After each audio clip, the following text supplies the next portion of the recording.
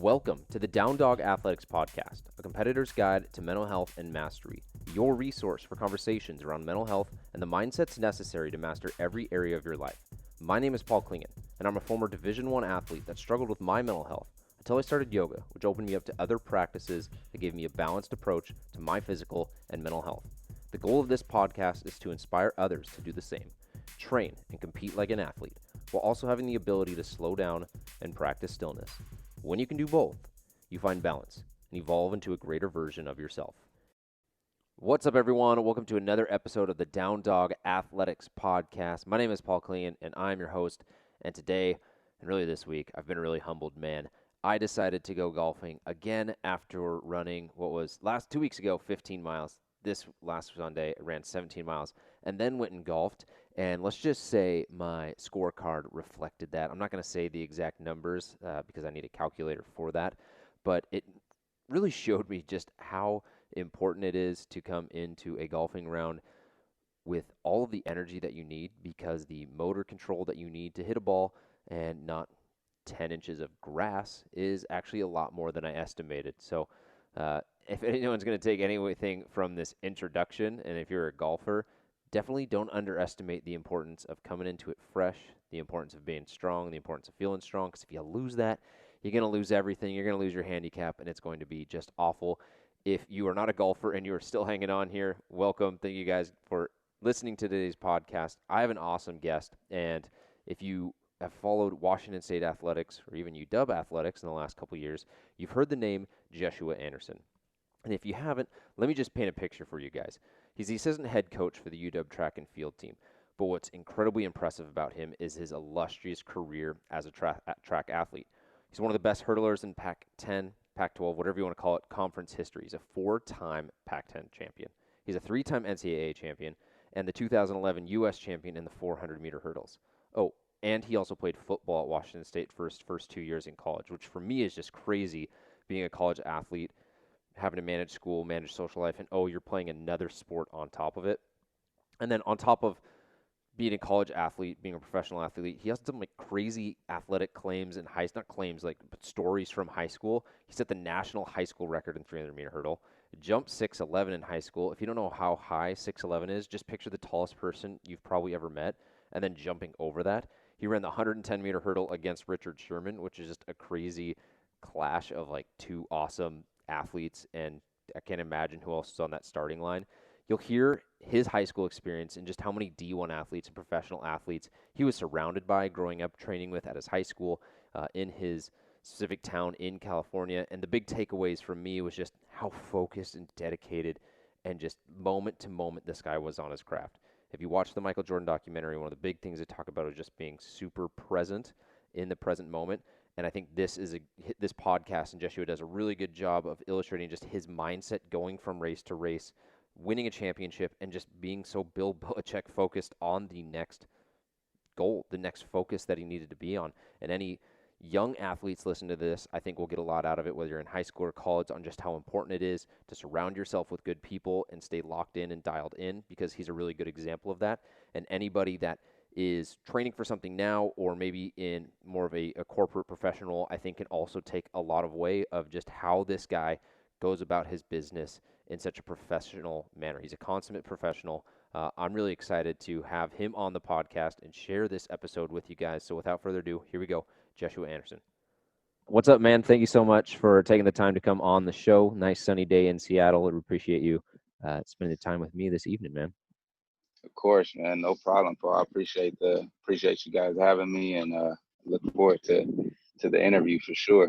Yeah, so we were just chopping back and forth before getting on the podcast just about how you straddle this line between UW and Washington State as an alum at Washington State, and then obviously as a coach at UW track. When did you start coaching for University of Washington? So just a couple of years ago. So I started coaching there 2018. I was still running professionally prior to that, and I actually moved from Phoenix, Arizona. I was training at a like professional training group down there.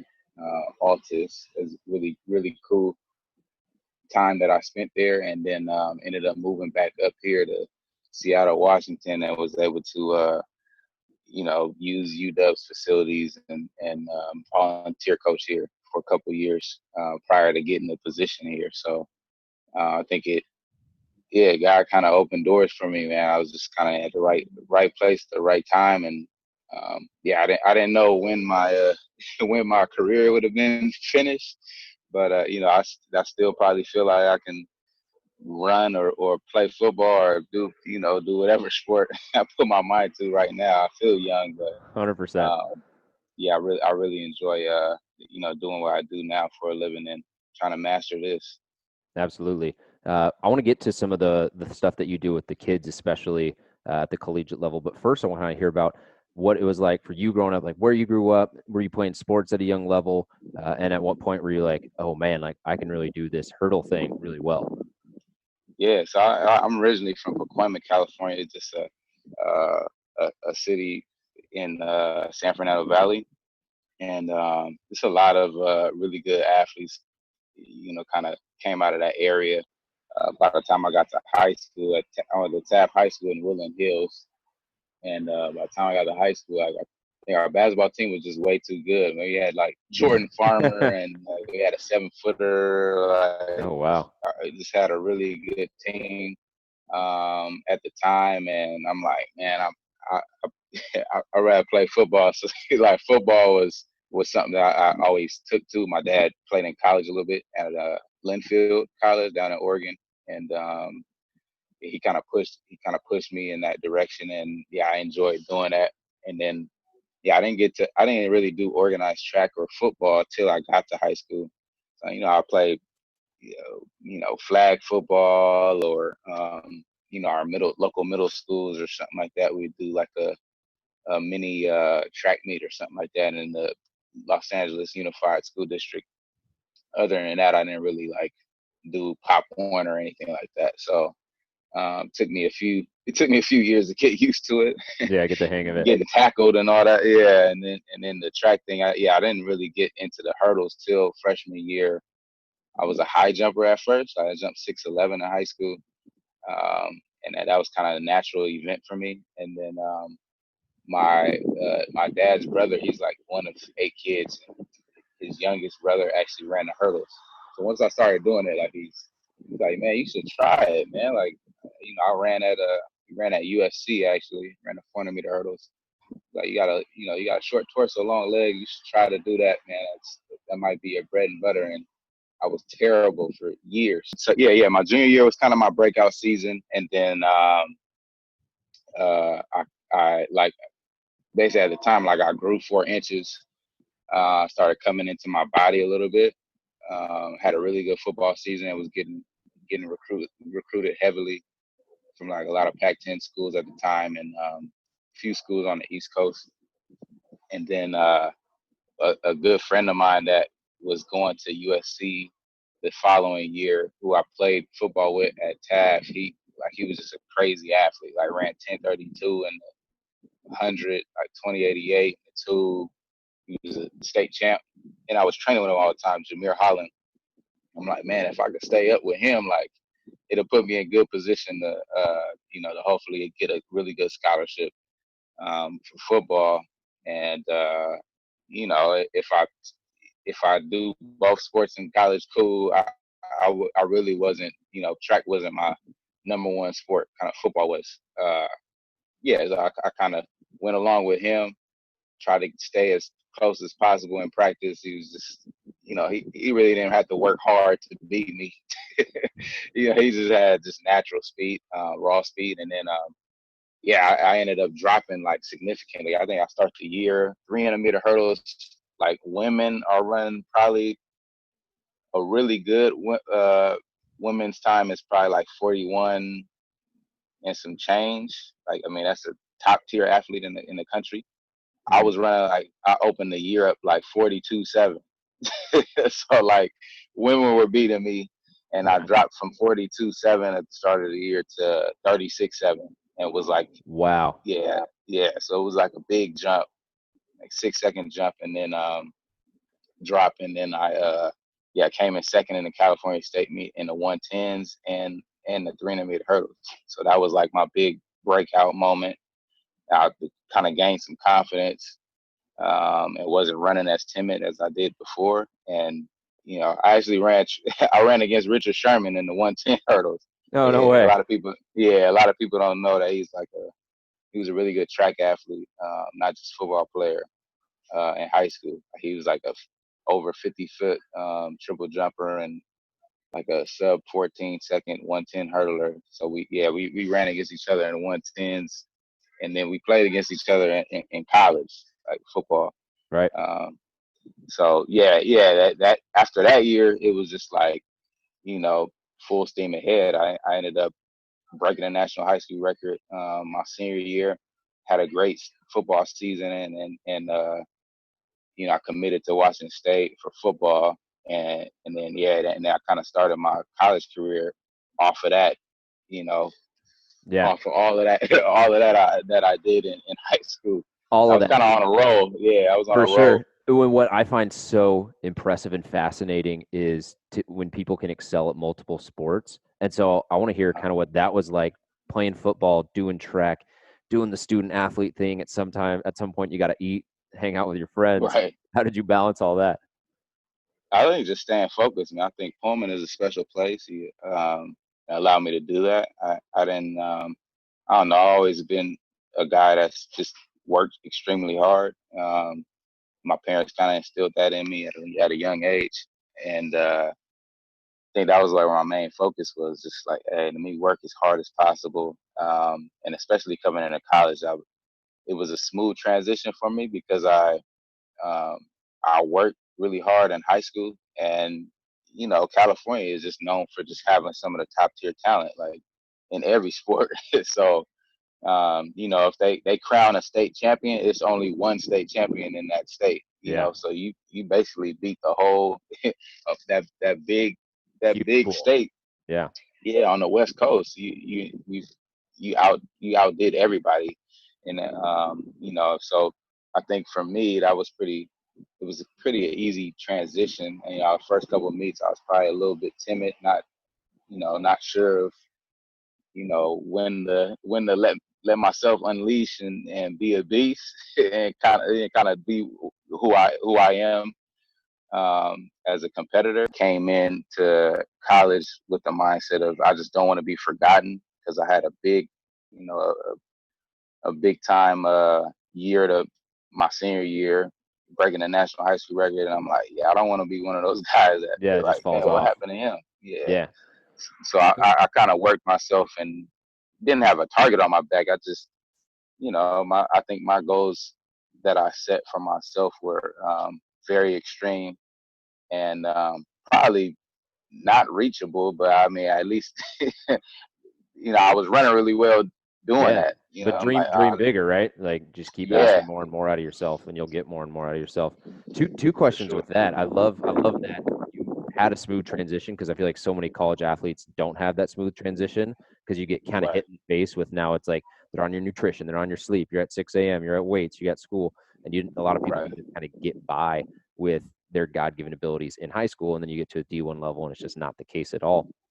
Question Yeah. with the training, did you have to train differently, knowing that you had to be ready for track season? Maybe there's like some mobility that has to happen from a hip standpoint to get over the hurdles, but then also like Uh-huh. football, or was it pretty much just like I'm training strength, I'm training power, and they kind of work to get well together? Yeah, I think a little bit of both.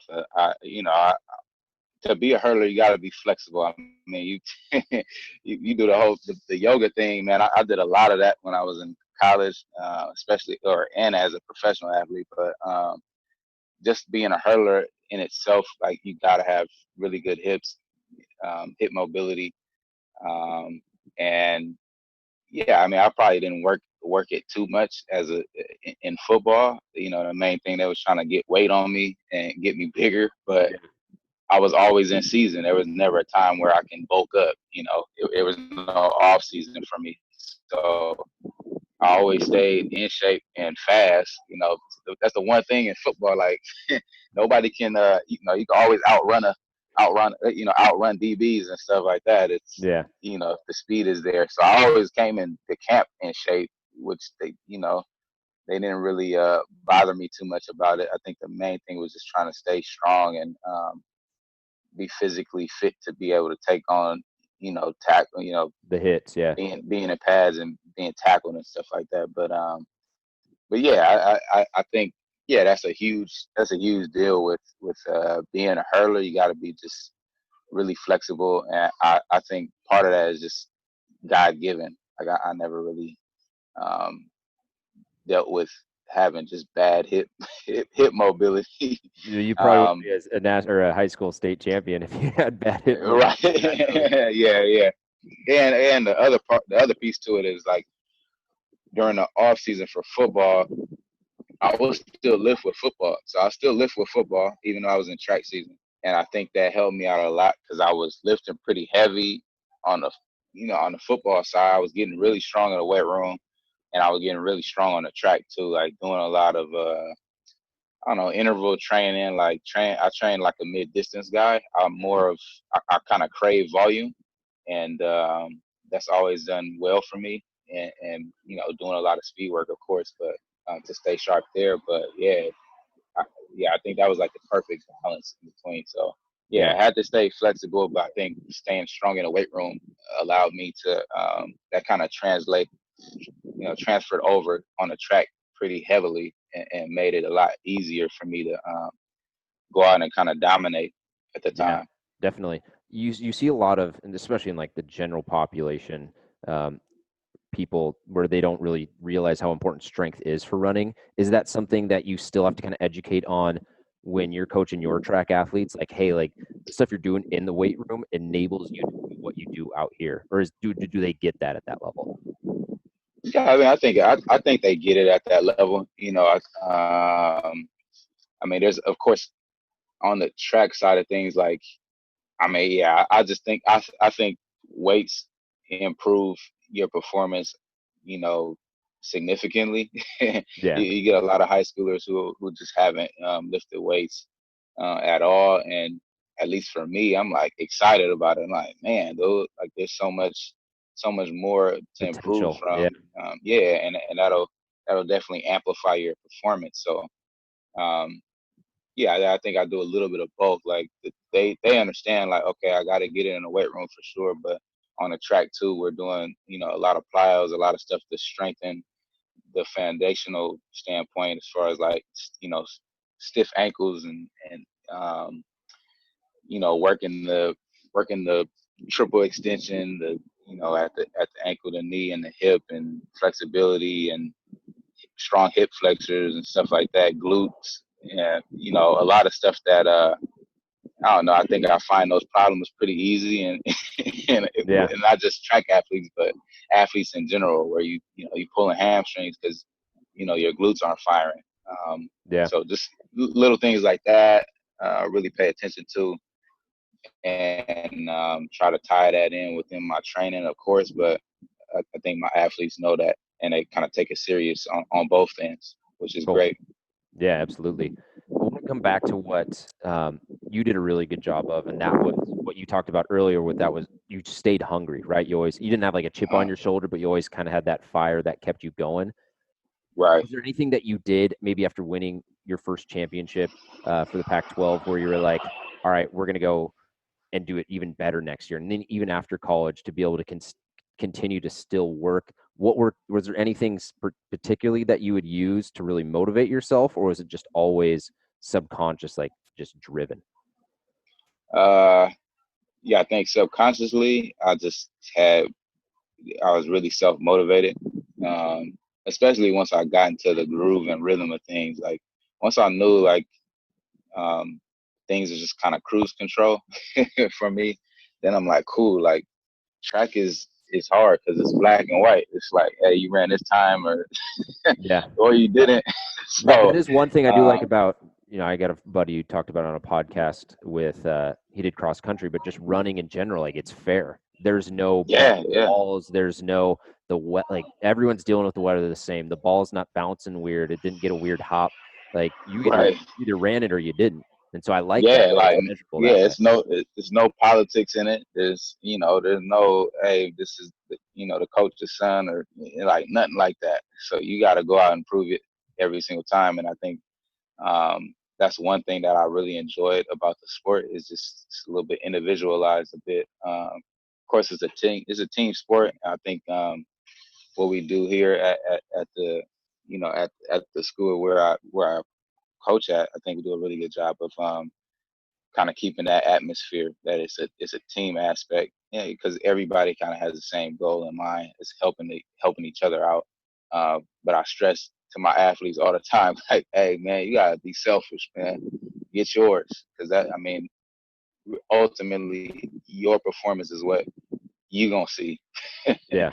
Of course, everybody gonna see it, but once you perform, it's gonna be like, oh, okay, I'm not in shape yet, or okay, I can build off of this, or I didn't want to ever be that guy where I felt like I wasn't in shape, or I wasn't as prepared as everybody else. So uh, yeah, I always had a self motivating factor. I think I set my goals really high though. Like my freshman year, I think I was like, I want to win NCs, and then I just threw it out of my mind. I'm like, all right, whatever. Once I get into that moment, I'll handle it in that moment. So I just took it every race at a time. One race at a time, and then just try to submerge myself in that one moment, give it all I had, and then man, move to the next one and just analyze what I did prior. Okay, I could fix this, and I think I was a student of the game. I knew everybody in my race. I knew what they were going to do. I know what their tendencies were. I knew their race, and just so it didn't throw me off once I was around them. So yeah, I was a weirdo, man. Yeah. I think I Admirably. was yeah.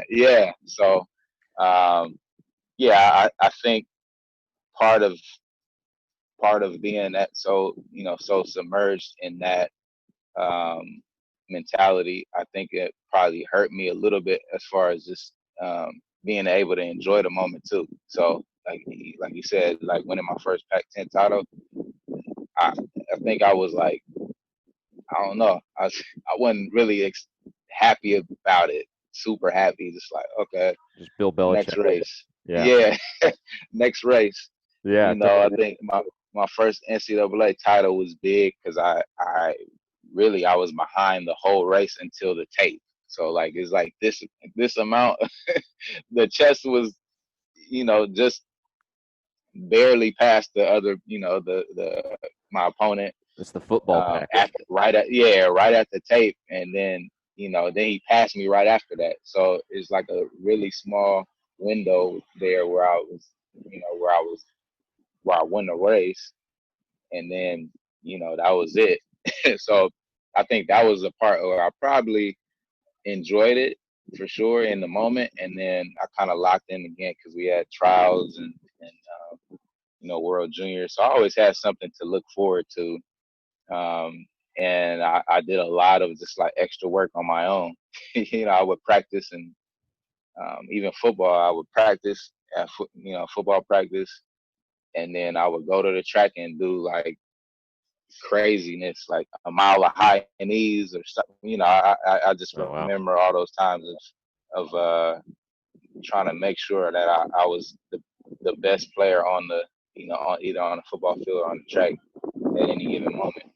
Yeah, definitely. The thing that I thought was really cool that you talked about was you got your athletes and they're individuals, but they're a team, and it's kind of the five people you surround yourself with, right? So you have a Right. duty to get the most out of yourself because that's going to bleed into the team. What were some of the things that you learned from the teams that you were on, whether you were operating with, like you talked about in high school, like training with really good athletes, or like your staff that you've got coaching you, Coach Mark, Tim Manson? What are some of the Yeah. lessons that you learned being around like just high caliber people, either as coaches or as athletes? Well, man, I think as a coach, just being around really great, just a wealth of knowledge around me in our staff, with Coach Powell, Stevenson, and um, I think it's even Coach McDonald, like I think it's so much it's so much knowledge there that they've basically they've experienced everything from being a great student athlete to winning Olympic medals at a on the professional side of things and coaching Olympic medalists, coaching NCAA title athletes and winning team titles, at the national level. So I think being around that, it starts to rub off on you. Um, and yeah, like I told you, like in high school, I just had a really good, really good coaches, even though at that time, YouTube wasn't prominent and you weren't getting a bunch of clips on ESPN or whatever the case may be. Recruiting is so easy now. I can go on Instagram and pull somebody up. You know what I mean? Right now, um, it's totally different. Technology has come a long way. So I think a lot of that stuff kind of tied into allowing me to just take it a little bit more serious. And and I had to fight for a spot. There was at any given time we probably had like I think my junior season we probably had 10 to 15 like Division I players on our team like that went on and got scholarships. Wow. So you know I mean you trying to play you just trying to play in the game like you had to work super hard to get on the field. So I think that allowed me to kind of tap into that mentality uh, as a student athlete and try to find my niche. What would allow me to have success and keep me on the field, of course, and allow me to outperform or outshine from my peers to give me the best shot of whatever, getting a scholarship or running professionally or whatever the case may be. I think track is a lot easier because it's just a one man show. That's kind of how I how I took it. Um, but yeah, I think just learning from the coaches and from the athletes around me who went on to play professional football. I mean, I played my 4 years of football in high school with Malcolm Smith, who's he's Super Bowl MVP and Super Bowl champ. So just being around that type of culture, I think that kind of rubbed on us and all throughout our careers. Even at the even at the coaching level. So yeah, I've been very fortunate and blessed. I'm thankful that God kind of put me in those positions and situations that allow me to be successful. Yeah, for sure. I think any like younger athletes listening to this, I think that's a big thing to recognize. And one thing I wish I would have done at the high school level is I kind of looked at guys that I might have been competing against in rival high schools as like the enemy, as opposed to Yeah, being like, yeah, hey, yeah. like, let's get the five best catchers in the state. Let's all go work out together and learn from each other.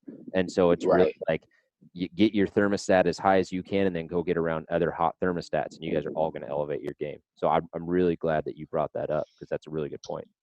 Yeah, like you said about Tim Manson, like I think that's probably the best. That's the best way you could put it, man. I mean, he basically puts a a great group together um, to go out and train, and it's a just crazy training session, but you're around people with the same goal in mind. So um, it's like no stopping. Everybody is like, let's bang it out, let's knock it out, and get better. Yeah, I think it helps out a lot. I wish I did that, as a youngster. But I mean, we had so much talent at the high school level that I really didn't have to do that. So it's pretty cool to see it now, and even being a part of some of those training sessions with Tim. He has a big wealth of knowledge. Him and my coach Mark McDonald, same thing. Kind of put you in the best position possible to be successful. And it's great to have people around you that have similar goals in mind to go out and accomplish them. Yeah, absolutely. You mentioned recruiting and social media, and I'm just curious on if that for athletes is now like a double-edged sword to the point where like, yeah, they can have their clip on their Instagram real easy, but then you can also go and just like follow their story and be like, there's no way we're recruiting this kid. Yeah. Nah, I think they have to be pretty conscious of what they're putting out there, and I think a big thing that we try to do, especially me, is just do my due diligence and do my homework with, bringing people on or recruiting athletes who I know would, fit very well with our culture and what we want to accomplish as a team. Because you definitely don't want people on your team that can, be a cancer or anything like that. So yeah, it's more than just a good time. Yeah. You're like, man, he's fast. Like, let me just recruit him, and he's on the team. And then, he don't want anybody. He don't want to deal with anybody on the team. Um, So yeah, yeah, it's a double-edged sword. I would feel. I think a lot of coaches are doing a good job of taking care of that athlete and telling them like, hey, man, be conscious of what you put out there, or or even their parents, stuff like that. So, um, yeah, I'm of course I'm happy about being able to recruit pretty easily now, but at this time, because back then it was like really word of mouth. You just had to have a lot of connections and stuff like that. So, of course, I still do to this day, which is nice. And I've been very fortunate to just have that humble mentality, especially as an athlete. A lot of people want to help me. Um, other coaches want to help me out. Just being a better coach or being a better recruiter, or in every aspect of me being a coach. Like, I've been fortunate to be able to get help from others gurus at it. Yeah. Like we grew up without social media. I think you're a couple years older than Yeah, me, but I can't even imagine being in Pullman and you got school, you got sports, and then like Instagram and all that stuff's going on. It's like yeah, Facebook was just coming out, and that was like the stage of having the terrible selfie photos as your profile picture. So definitely right. dodged a bullet. And like you were talking in the very beginning, how you just go play out with your friends like in the street, and that's how I remember growing up too. Where it's like there's no tablets, there's no phones. It's like just go run Yeah, go routes with your friends until mom says it's time for dinner. And so I don't yeah, know, definitely miss those times. definitely. What has COVID done? Because track would be going on right now, right, from the track season. Um, I think the around this time, probably like Olympics or something would be going on around this time for sure. But the collegiate season would have been over Yeah, I guess um, it is a July. little over a month ago. This year's going so fast. So So what? Talk me through. Like, man, that's so I sad know, for the seniors. Like, what was that kind of experience like the last 3 or 4 months? yeah, uh, that's tough, man. You put in all this time and effort to prepare for a great season, and I think my athletes were pretty excited to go out and compete at a high level. Everybody's itching to get the outdoor season, get into some sunshine out in California and Arizona, Texas, or wherever we go out and run at. And yes, I think it's tough for everybody not to have a year and to be able to do that and show off the hard work that we've been putting in. Um, so yeah, it was tough. It's kind of something like I I never experienced it, so I'm Yeah, like, no, man, though no one I has. can't imagine what.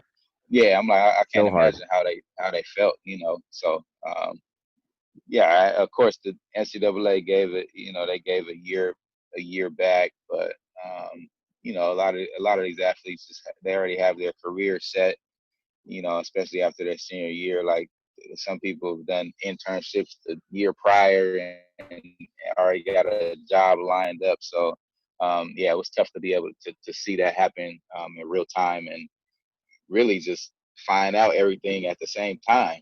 They asking the coach like, "Hey, coach, what's going on?" And they getting information before me Yeah. of what of the season being canceled and stuff like that. So yeah, my heart was very heavy for my athletes, and I'm praying things are looking up for this upcoming season, but we'll never know. Only God knows what's going on. Yeah. 100%. All right, man. I have really appreciated you coming on and just talking. I got two more personality questions that I like to ask, and we'll give it a little Pullman spin on it. So Yeah, yeah. you just finished like really hard track practice. Finished maybe a weight session in the morning, and you're out in Pullman. And you need like one thing to go mash, like your favorite food in Pullman. What's that one spot that you're going to just like house some food? Oh man, man, I'm trying to I'm trying to think. I think Wingers was big time at that time when I was Yeah. when I was in school. So um, yeah, I'll probably just get a bunch of sticky fingers or something like that. All right. I think that was something I always looked forward to, especially after football games. I think we would always get Little Caesars or something, but when it on a special Saturday night, man, when we got Wingers, I'm like, cool, I'm not giving this to nobody. I'm gonna, I'm gonna, Absolutely. I'm gonna eat this at the house. So yeah, I think that would be like my go-to. So I can eat that and be satisfied every time. Yeah, I love that. I love the weekday spicy wings you'd go get. I forget where there was at, Valhalla Yeah, or something. That was that's how they got me, man. I think that's how they got me during my visit. They like, yeah, man, we eat this every day. I'm like, really? Oh man. Don't mind the Lo snow. and behold, yeah, right, Don't mind right, the snow. but not, yeah. All right, last question. You Uh, can sit down and have dinner with any, we'll just call it athlete. Usually it's football or track, but any athlete, um, dead or alive, who are you sitting down having dinner with and asking some questions? uh, man, I think Kobe Bryant, man, that was my favorite athlete coming up. Um, I always a Laker fan forever, and I grew up watching. Of course, I caught a little bit of Urban Magic and Showtime era, going to the Forum with my dad and my family. But I think Kobe kind of was what I was raised on. So yeah, I'd have loved to ask him some questions and kind of pick his brain, and tap into that Mamba mentality for sure. Yeah, 100%. He's got I think a book coming out soon. Uh, Yeah, I'll definitely hope to get that as soon as it's available. for sure. Can't remember the name of it, but awesome answer. Definitely someone that I would have up on the list as well. Uh, Brother, Yeah, thank you so much for taking the time to come man, on. of course, bro. Really Yeah, appreciate it, man, and appreciate it. I have to come out and watch you guys when you guys get the opportunity to race. I'm down in Seattle as well, so super close. Yeah, let me know, man. I'll have to stop by and get some stretching in or something, man. Absolutely, we'll get some We'll yoga do going. it. I We'll might knock it out. Yeah, I might need some tips too. I'm training for a marathon, and I was running 400s today. And when I was looking at yeah. your hurdle time with 400s, I was like, oh my, I got like 30 seconds off. I'm not Right. even close. Nah, man, you gearing up for 26 miles. That's totally different training. Yeah, yeah, You know, definitely. I'd be breaking down. Yeah, Yeah. but no, it's Nah, giving. man. Yeah. Nah, thank you again. I appreciate Yep, absolutely. it. Go Well, ahead. have an awesome rest of your Yeah. week. Stay safe, stay healthy, you and your family, and we'll catch you next time, man. Yes, sir, man. Take care. God bless. All right, you too. All right, before I let you guys go, I just want to say thank you so much for listening to today's podcast. I recognize that the audio was coming in a little bit in and out throughout the podcast. Did everything I could to edit it, but with coronavirus and this pandemic crazy season that we're in, doing everything obviously by Zoom, and so made the effort to edit as much as we could out, but I didn't want to take out what Jeshua was saying, and so I just want to make sure that you guys are getting the value from the guests, and I know you guys did today, but I just wanted to acknowledge, and we'll make sure, if we can, get people in person. Someday we'll all be together again, and we'll be able to do these podcasts in person, as long as they're not across the country, where sometimes I'm interviewing people, and we don't quite have the budget to fly them in yet. Someday we will. Someday we'll have a sick studio. You guys can all come and watch me interview um, Michael Jordan or whoever we're going to interview in person. But like I said, doing the best we can through the Zoom links. If you enjoyed today's episode and you got something out of it, would encourage you to share it.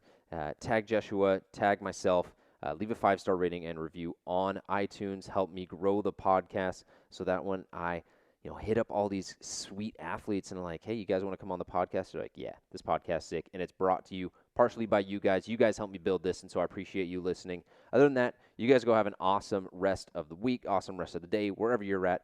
Go and enjoy, smile, have fun, work hard, and I'll catch you guys next time on the Down Dog Athletics Podcast.